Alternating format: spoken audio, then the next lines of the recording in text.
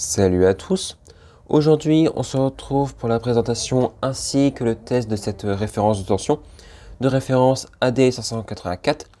Nous avons également l'inscription sur le boîtier en polycarbonate AD584M et sur le boîtier de la référence de tension, donc le boîtier métallique qui est juste là-bas au bout de mon tournevis. Je vous montrerai plus en détail par la suite car je vais démonter le boîtier. Nous avons dessus donc la référence AD584KH. J'ai acheté donc cette référence tension sur AliExpress au prix de 11 € quelque chose. Je n'ai pas le prix exact, mais de toute façon, si le produit vous intéresse, vous retrouvez bien entendu le lien en description. Pour l'expédition, comme d'habitude, avec AliExpress, enveloppe papier à bulles, et là on avait également un sachet antistatique autour de la référence tension, ce qui est toujours très agréable à avoir. Au niveau des tensions délivrées par cette référence tension, nous avons donc du 2,5 volts, je ne sais pas si vous verrez bien, du 5 volts, du 7,5 volts ainsi que du 10 volts. Je vais vous faire un rapide petit test de cette référence tension. Je ne vais pas mettre mes multimètres tout de suite, juste pour vous montrer comment ça fonctionne et on fera un test bien plus poussé avec les multimètres par la suite. Donc je la mets sous tension via l'interrupteur sur le côté. Ici nous avons la tension de 10 volts et ensuite en appuyant sur le bouton poussoir juste ici au centre, on peut changer la tension. Donc là je suis sur du 2,5 volts, ici du 5 volts, ici du 5,5 et là du 10 volts. Comme vous avez pu le constater, le bouton poussoir est assez capricieux. Ça ne fonctionne pas à tous les coups, c'est un petit peu dommage. Et pour rééteindre la référence de tension, on utilise tout simplement l'interrupteur ici présent. Par contre, j'ai un doute sur l'efficacité de l'interrupteur. Vous verrez par la suite comment il est raccordé sur le PCB. C'est un petit peu n'importe quoi et lors de mon précédent déballage de colis, j'ai voulu vous faire un petit test rapide de cette référence de tension. Malheureusement, plus de batterie, alors que la dernière fois que je l'avais rechargé, c'était à peu près il y a 3 semaines, un mois. Pour une référence de tension qui est censée être éteinte, c'est pas normal qu'elle n'ait plus de batterie. Pour faire un rapide petit tour des différents composants qu'on retrouve là comme ça à première vue, et après on va faire le démontage de cette référence de tension. Donc ici un interrupteur marche arrêt, ici on va avoir 4 LED pour les 4 tensions, un bouton poussoir qui fonctionne une fois sur deux on va dire. Ici on va avoir deux bornes 4 mm, donc là par exemple j'ai un connecteur juste à ma portée de main. Pour des bornes comme ça, vous mettez ça dessus, puis voilà, ça fonctionne très bien. Ça c'est des bornes pas très chères, je vous mettrai quand même un lien en description si jamais vous intéresse. Ça fonctionne pour dépanner, mais c'est pas ce qu'il y a de mieux. Sincèrement, je préfère vous prévenir quand même. Ensuite, on va avoir également ici un connecteur micro USB pour voilà, la recharge et ici une batterie de 500 mAh qu'on pourrait voir juste ici. Voilà pour le petit tour rapide. Je fais tout de suite le démontage de la référence tension et on se retrouve juste après. De retour. C'est bon, j'ai démonté donc la petite référence de tension. Bon, je vous montre rapidement comment c'est constitué comme ça. Vous faites pause si vous voulez voir ça plus en détail. Parce qu'après on va tout simplement en fait se retrouver sous le microscope pour que je puisse vous montrer la référence des puces ainsi un petit peu leur utilité un peu plus en détail juste après. Bon, sinon rapidement pour dire aussi, regardez un petit peu comment est fixé l'interrupteur, sur quoi il est soudé, sur une extrémité d'un condensateur et l'autre extrémité d'une résistance, du grand n'importe quoi. Aucune idée exactement à quoi il sert. Est-ce qu'il coupe directement la batterie, donc la batterie qui est soudée ici au centre. Est-ce qu'il coupe juste l'alimentation d'un convertisseur boost qui se situe ici? Voilà, je ne saurais dire. Je suppose fortement en fait qu'il permet tout simplement de couper l'alimentation du convertisseur. C'est ce qui me semble être le plus probable. Je vous montre rapidement la face inférieure, un petit peu vous montrer comment c'est fait. Bon, rien de très spécifique. Donc voici pour ce petit aperçu rapide de comment c'est constitué. Bon, on se retrouve tout de suite sous le microscope pour vous montrer tout ça un peu plus en détail. De retour sous le microscope. Donc ici au centre, nous avons la référence tension de référence AD584KH. Je vous affiche le datasheet sur la droite. Bon, rien de très spécifique. Bon, on a sur le datasheet donc un petit peu tout ce qui est brochage, tout ça. On descend un peu plus bas, on va tout simplement avoir la référence donc au centre, le datasheet, les caractéristiques plus précisément de ma référence tension. On pourrait considérer que c'est pas la meilleure, c'est en l'entre-deux. Au niveau de la précision, voilà, on a vu qu'on a plus ou moins 10 mV pour du 10 volts, plus ou moins 8 mV pour du 7,5, plus ou moins 6 mV pour le 5 volts et plus ou moins 3,5 pour de 2,5 volts. Donc il y a une petite erreur, c'est ça que je vous ai dit précédemment. Rien ne dit que la référence tension soit vraiment précise, il y a toujours une petite erreur qui peut avoir lieu. Et après, bien entendu, on a aussi d'autres erreurs qui peuvent avoir en fonction de la température, en fonction aussi de la durée de vie du circuit, s'il est plus ancien ou pas. Bon, je vous laisse faire un petit tour, je vous mettrai bien entendu le lien du datasheet en description. N'hésitez pas à aller y faire un petit tour si vous voulez avoir plus d'informations. On continue ensuite avec la toute première puce qui est juste à côté, donc ici présente. J'essaie de vous montrer la référence, si j'y arrive avec les reflets. Ouais, donc là, ça devrait aller. Donc la puce est de référence 12F683. Je vous affiche également encore une fois le datasheet sur la droite. Et quand on regarde un petit peu le datasheet, c'est tout simplement un microcontrôleur. Après, exactement à quoi il sert, j'ai ma petite idée. On regarde un petit peu les pistes. Si on les suit, tout ça, on pourra constater qu'il y en a une qui va directement au bouton poussoir. Donc, je vais essayer de vous montrer ça tout de suite avec mon tournevis. Je me munis tout de suite. Donc, si je pointe ici, vous verrez que là, il y a une piste qui va au bouton poussoir. Et si on la suit, elle va tout de suite à la puce. Et ensuite, on pourra également constater que nous avons une seconde piste ici présente qui vient être accordée sur une résistance pour alimenter la LED juste ici que je monte avec mon tournevis. Et cette piste ensuite vient se raccorder sur la troisième borne. Ici, je monte tout simplement avec mon tournevis, troisième patte du composant. Je suppose donc fortement que cette puce permet de gérer la commande de l'allumage des 4 LED en fonction de combien de fois on a appuyé sur le bouton poussoir ici présent. Et également gérer la tension qui va être présente sur les deux fils out- et out+. Ensuite, on passe à la puce suivante. Donc la puce est juste ici au bout du tournevis. Donc la référence de la puce, c'est simplement une UN8HX. Mais bien entendu, comme d'habitude, le lien du datasheet dans la description. Et quand on regarde le datasheet, en fait, que je vous afficherai également là quelque part sur la droite, en fait, c'est simplement un chargeur pour batterie au lithium, pour une seule batterie au lithium de 4,2 volts, 500 mAh. Bon, voilà, il n'y a rien de plus spécifique, ça va ensemble, on a le connecteur juste à côté, donc ça semble logique. On continue un petit peu notre parcours. Bon, bien entendu, on a des résistances, des condensateurs, etc., etc. Je ne m'attarde pas trop longtemps là-dessus. Ensuite, aussi, nous avons encore une autre puce de référence 8205A. Si on regarde encore une fois le datasheet, on va trouver que c'est un double MOSFET de canal N, il me semble. Je vous l'afficherai encore une fois sur la droite, le datasheet. Bon, après, n'hésitez pas à aller voir un peu plus en détail en description si vous voulez avoir plus d'informations sur ce sujet. J'ai pas grand chose de plus à préciser en tout cas là-dessus. Je passe ça rapidement.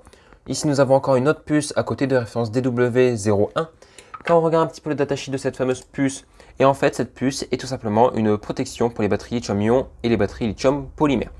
Si on redescend un petit peu plus dans le datasheet, on va avoir de toute façon les différentes tensions de protection. Et si on descend encore, on va avoir des schémas typiques de circuits. Et qu'est-ce qu'on retrouve dans notre schéma typique? Deux MOSFET. Et comme par hasard, qu'est-ce qu'on a juste à côté comme puce? Une puce avec deux MOSFET.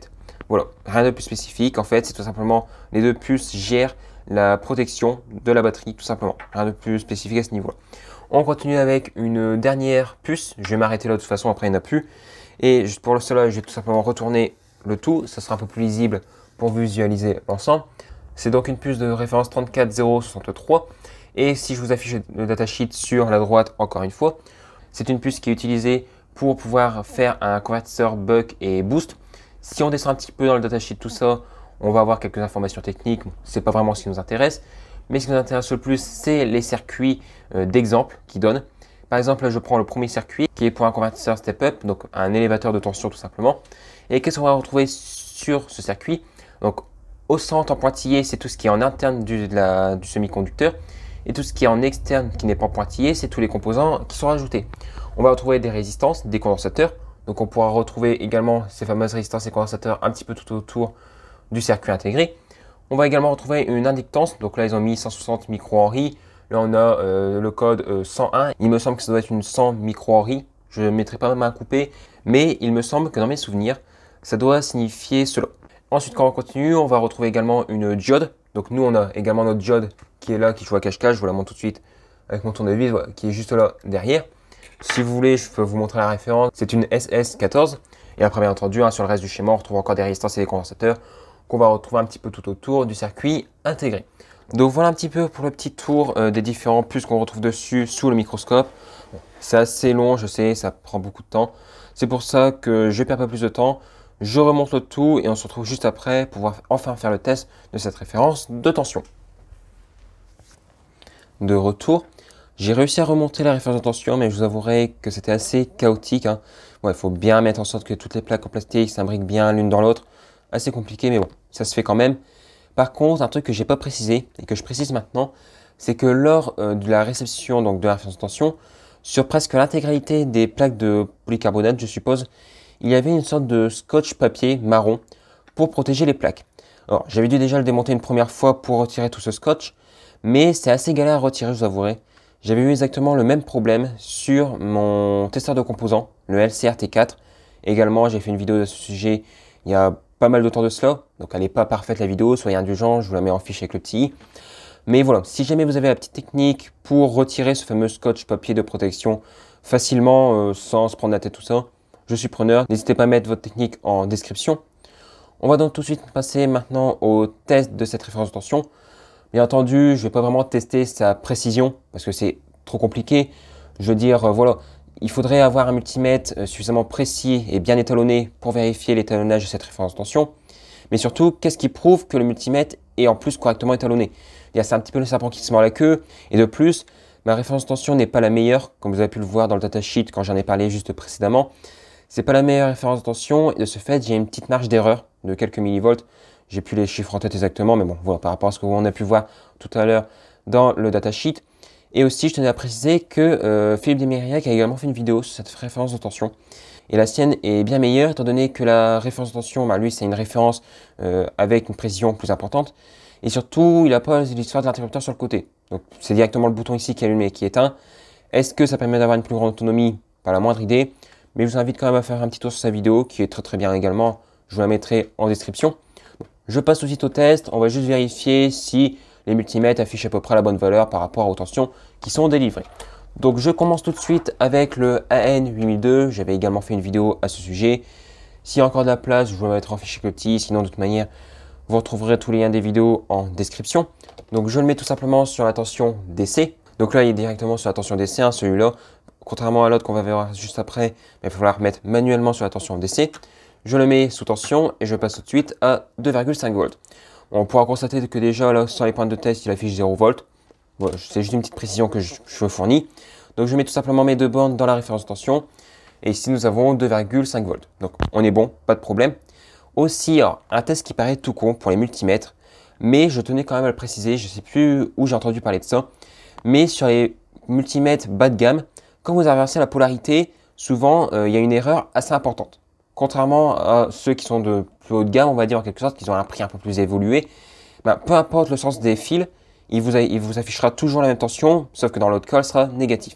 Donc on peut faire un test rapidement, bon, ça ne mange pas de pain, je veux dire, mais je vous mets tout ça. On retrouve donc bien nos 2,5 volts, sauf que là, comme on a inversé, on a moins 2,5 volts.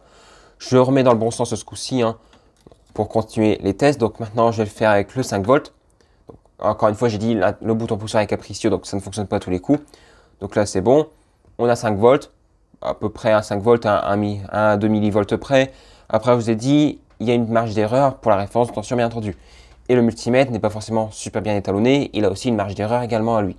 On continue, 7,5 volts. C'est correct. Et on continue avec 10 volts. Bon, on a bien 10 volts. Voilà, après, voilà, sans plus, on pourra donc constater que ce multimètre, le AN8002, est correct et bien étalonné, pas de problème. On aura une bonne précision. En tout cas, dans la fourchette 2,5 volts et 10 volts. Mais bien entendu, même si on monte plus haut en tension, je suppose fortement qu'on aura toujours une précision très correcte. On passe donc tout de suite avec mon deuxième multimètre, donc qui est une pince paramétrique qui fait également multimètre, de marque Unité, et on va être sur la référence UT210E. J'ai un test qui va arriver prochainement, c'est juste que c'est du temps qui me manque énormément pour faire cette vidéo, mais j'essaie vraiment de vous faire très prochainement. En tout cas, pour tous ceux qui sont intéressés par le produit, par la pince, sincèrement, je peux vous dire, vous pouvez y aller les yeux fermés. C'est un produit qui est assez onéreux, j'ai plus le prix en tête, je vous l'afficherai ici au-dessus. Et petite parenthèse, le prix de mon multimètre, le AN8002, on trouve le prix entre 10 et 15 euros à peu près. Pour ce prix-là, c'est correct. Surtout moi, en tout cas, avec tout ce que j'avais livré avec, j'avais une sonde de température, etc. etc. C'est très correct. Après, bien entendu, j'essaierai de toute façon de vous mettre des liens en description. On passe donc tout de suite à un petit test de ce multimètre. Alors pour cela, je vais tout simplement venir le mettre sur la tension donc DC. Donc là, naturellement, il nous met sur le AC. Pour information, si vous vous gourrez au niveau de AC-DC, si je vous fais déjà un petit tease du test qu'il va y avoir pour vous montrer à quel point il est quand même pas mal ce multimètre, c'est que si j'inverse, si je me gourre au niveau tension DC et AC, je ne sais pas si vous l'aurez entendu, et il se met à biper tout simplement. Donc ce qui est très pratique, et au moins on sait qu'il y a un problème, donc on peut tout de suite venir le mettre sur DC. De retour, petit problème, la référence de tension m'a lâché en plein test de ce multimètre. Donc je la branche en même temps que je vais faire le test. Bien entendu, j'ai vérifié rapidement si les tensions étaient correctes parce que le fait que ce soit en charge en même temps, ça pourrait potentiellement fausser un petit peu les valeurs, mais bon, ça a l'air bon en tout cas. Donc je la remets sous tension. Donc je resélectionne 2,5 volts. Je remets donc ici mon multimètre sur le DC.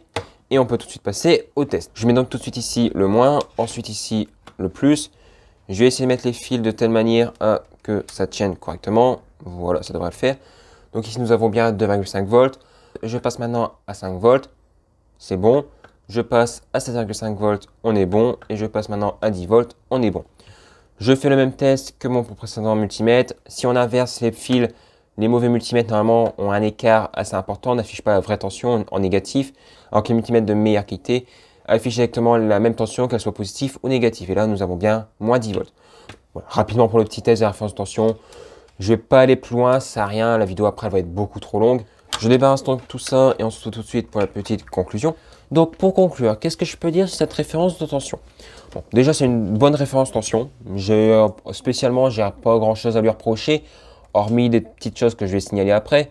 Mais sinon très pratique. Niveau précision, bon, c'est difficile à dire hein, parce que déjà je n'ai pas forcément la référence tension avec la meilleure précision au monde. Et de plus, mes multimètres n'ont pas forcément les meilleures précisions au monde. Ils ne sont peut-être pas correctement étalonnés, on ne sait pas. Mais en tout cas, par rapport aux valeurs qui sont inscrites et par rapport aux valeurs que j'ai obtenues, c'est bon. Donc, en tout cas, sur deux multimètres différents, j'ai eu les mêmes valeurs, en plus sur des gammes de prix différentes. Donc, pour moi, c'est très correct, il n'y a pas de problème à ce niveau-là. Après, au niveau des points positifs, j'ai pas grand-chose à dire, sincèrement. Voilà, c'est une bonne référence tension, elle fonctionne bien. Les tensions dérivées sont bonnes, ça je viens de le dire, mais bon, j'ai pas grand-chose de plus à dire. Par contre, au niveau des points positifs, il y en a quand même quelques-uns. Déjà, premièrement, le bouton poussoir qui fonctionne un petit peu quand il veut, on va dire. Ensuite, deuxièmement, la référence tension qui se décharge un petit peu toute seule. Je veux dire, tout à l'heure, quand elle s'est coupée, j'ai dû de ce fait la mettre en charge en même temps. Elle avait chargé 1 heure avec un chargeur 5 volts à 1 ampère, hein, sans problème. Et c'est une batterie de 500 mAh. Donc techniquement parlant, une demi-heure était censée être chargée. Malheureusement, au bout d'à peu près 10-20 minutes de vidéo que j'ai filmé, elle s'éteint. Ça, c'est pas bon du tout, dire que ça s'éteigne comme ça. Surtout après, au niveau autonomie, ça n'a pas l'air folichon. Peut-être que j'essaierai d'augmenter la batterie par la suite, mais bon, de toute façon, même si j'augmente la batterie et qu'une fois éteinte, elle consomme encore, ouais, le problème reste toujours le même. Ça consomme quand c'est éteint et c'est pas normal. Ça aussi, il faudra que je regarde un petit peu à ce niveau-là. Mais bon, de toute manière, comme vous avez pu le voir, au niveau conception du PCB, c'est très correct. Hormis pour l'interrupteur où c'est n'importe quoi de toute façon. En règle générale, c'est une bonne référence de tension. Après, voilà, il faut vraiment en avoir l'utilité pour acheter ce produit, bien entendu. Hein. Moi, dans mon cas, si je vais être amené à tester plusieurs multimètres, ça me sera très utile. Si vous, c'est juste pour tester un multimètre, c'est pas un investissement très intéressant, selon moi, en tout cas. Bon, je pense que la vidéo est déjà suffisamment longue, j'ai fait une petite conclusion. Comme d'habitude, vous retrouverez le lien du produit en description. Je vous mettrai également en description les liens des différentes vidéos de différents produits, tout ça que j'ai pu vous citer rapidement. Également la vidéo de Philippe Desmérillac. Je mettrai également en description un lien pour créer un compte AliExpress. Alors, je vous oblige en rien à en créer un, mais si vous en créez un via ce lien, ça me permet de récupérer des coupons de réduction et pouvoir un peu financer l'achat de matériel pour faire mes vidéos, tout ça. Donc, voilà. Si vous n'hésitez pas, créez un compte, vous recevez à peu près 21 € et moi je reçois à peu près 4 €. De ce fait, c'est donnant comme ça. Bon, je ne dis pas plus longtemps, si jamais vous avez la moindre question, n'hésitez pas à poser en commentaire de la vidéo, j'essaierai de répondre du mieux que je peux. Si ça vous a plu, n'hésitez pas à la partager, à la liker, un petit commentaire pour le référencement, ça fait toujours plaisir. Et surtout, n'oubliez pas de vous abonner, c'est la chose la plus importante. J'ai vraiment un objectif de 5000 abonnés avant la fin de l'année. Et si on l'atteint, il y aura de très beaux cadeaux pour un maximum de personnes, j'espère en tout cas. Et moi, je vous dis salut à tous et à la prochaine!